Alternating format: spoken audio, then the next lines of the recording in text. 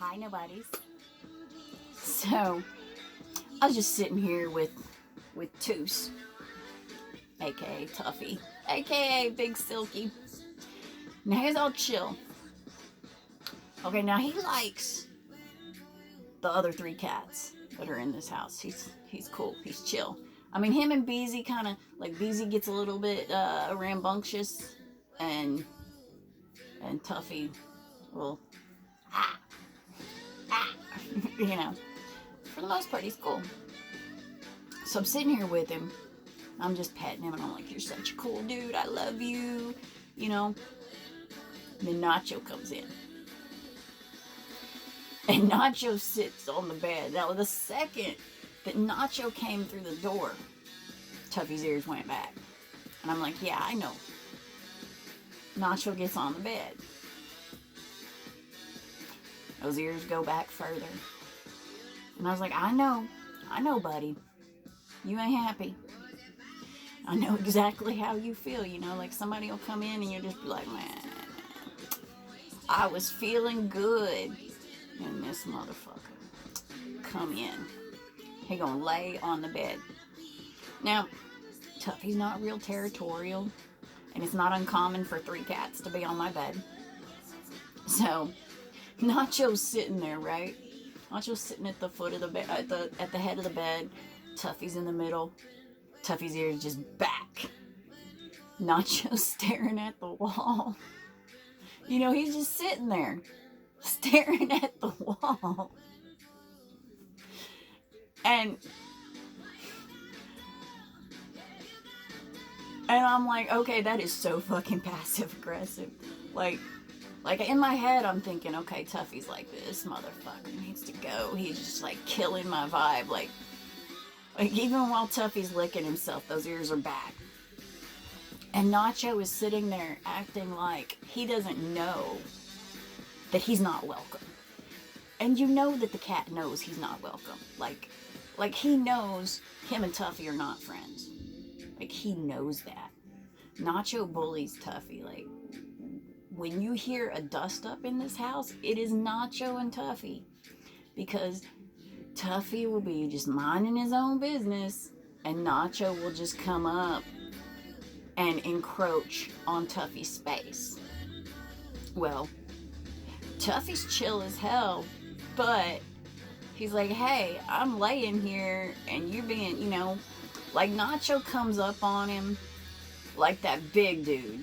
That big dude that's gonna stand over your shoulder like, yeah, I see you, dude.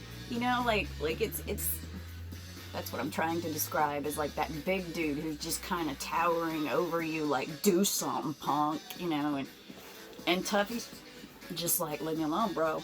You know, I'm just like, I'm chilling, doing my thing. Why you gotta be all up on me, acting like a punk ass? And Nacho's all like, cause I run this shit.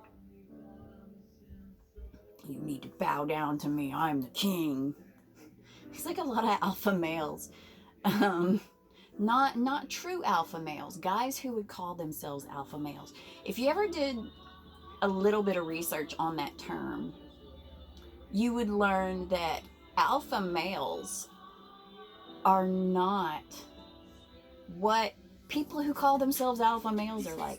Alpha males are not, like, in the wild. When they coined the term alpha male, they were studying wolves in the wild, in the zoo, in captivity.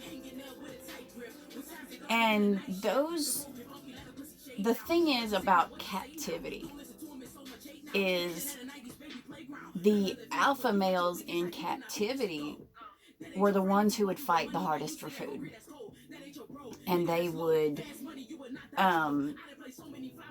you know, the qualities displayed by the quote-unquote alpha male in captivity are quite different from the characteristics of an alpha male out in the wild. The guy who coined the term and let everybody know about it realized later that he did not like, or he didn't do his research right, that his information was false. because he saw these animals in the wild and realized that the alpha male acted completely different. The alpha male didn't eat first. The alpha male ate last. He made sure all the others were taken care of, and that's quite different in captivity. And you see this with dogs too. That when you put the food out, certain dogs will be like, I eat first, bitch. You get what I leave behind. That's not how true alpha males are. And, you know, I'm always just kind of blown away by the ignorance of the world. The people who say, you know, these guys, they're so fucking macho. They're like, I'm alpha male. You know, you gonna step to me, you know, and it's just like, oh God. You know, that is not, you know, a man's supposed to be strong. But strength is not about being the first to throw a punch. You know, it's more about figuring out how to resolve things in the best way possible. And sometimes violence is not the answer. Heck, most of the time, in my opinion, violence is not the answer. You don't have to. When somebody comes at me with vile toxicity, you know, they're just like, you stupid motherfucking bitch, cunt, whore, blah, blah, blah, blah, blah. They may as well be talking to the moon, because I've stopped listening to them. Because that kind of filth, I'm like, that's somebody who doesn't know how to speak. Just because they're using profanity, that's not it. Because, see, there's other words you can put in front of those things. Like, if you know words, you can come up with better words than whore, cunt, you know, bitch, you know. You can come up with words that they got to go Google to find out if they should be offended. That's what I like to do, you know, come up with new stuff. You are more likely to upset me with a well thought out barb with no profanity in it. I always looked at it like one of the things that I remember saying to a girl at a party. Now, I knew this girl had been drinking. You know, I'm not a person who likes to fight. I'd been drinking. She'd been drinking. And she'd kind of gotten on my nerves all night. Because I knew, like, she was there with one of my friend's boyfriends. And she was all over him, and she was talking all kinds of trash about my friend. And I was getting upset because I love my friends. You know, and this is one of those rare times when I had a female friend. And, you know, I am not the type to throw punches. And I'm likely to, like, if I do run my mouth, as I did in this instance, I made a quick exit. I made sure that I had a quick way to get the fuck out of there as soon as, because like, I didn't know what I was going to say to her, but I knew I was going to say something eventually, because I knew that at some point she would see me and go, oh, that's her girl. I'm going to go talk to her girl, you know? So, like, I knew that was coming because that's the type of woman she was. I've always been able to look at people and go, oh, okay, yeah, I know your type. So she, you know, I had stopped drinking and I knew that this was going to come, and I was trying to concentrate on other things, and I did eventually just kind of like tune her out because she was saying all kinds of vile things about my friend.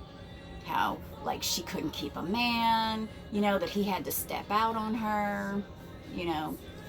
And like I said, when somebody's coming at me or anybody with just straight out like belligerence, I shut them off. Like I said, I'm more likely to hear when somebody is calmly stating, you know, here's what I'm upset about. So the night goes on, and she kind of took me by surprise because she kind of bumped into me. And I turn around to say, oh, I'm sorry, excuse me, because that's what I do. I don't care if you just straight up walk into me. I'm going to say, I'm sorry. So she comes up and bumps into me. And I'm like, oh, I'm sorry, I'm sorry. And she goes, oh, you're her friend. And I'm like, yeah, that's my girl. And she's like, well, you know, she starts saying something. I can't remember what all she said to me. But I just stood there and waited for her to shut up. I probably can't remember what all she said because I was like, it's a bunch of ignorance.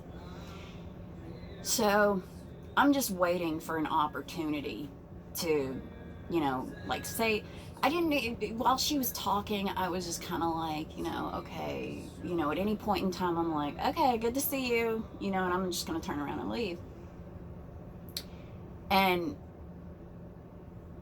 I don't know what come over me. Maybe it was just that the idea pinged in my head. And I was like, oh, that's good. That's good. Get her. And there was a straight shot to the door, and the door was open. Because I'm not gonna lie, I ain't throwing punches with anybody. And this girl would have scrapped with me. And anyway, I said to her, because I knew, like, throughout the course of the night, I had heard stuff.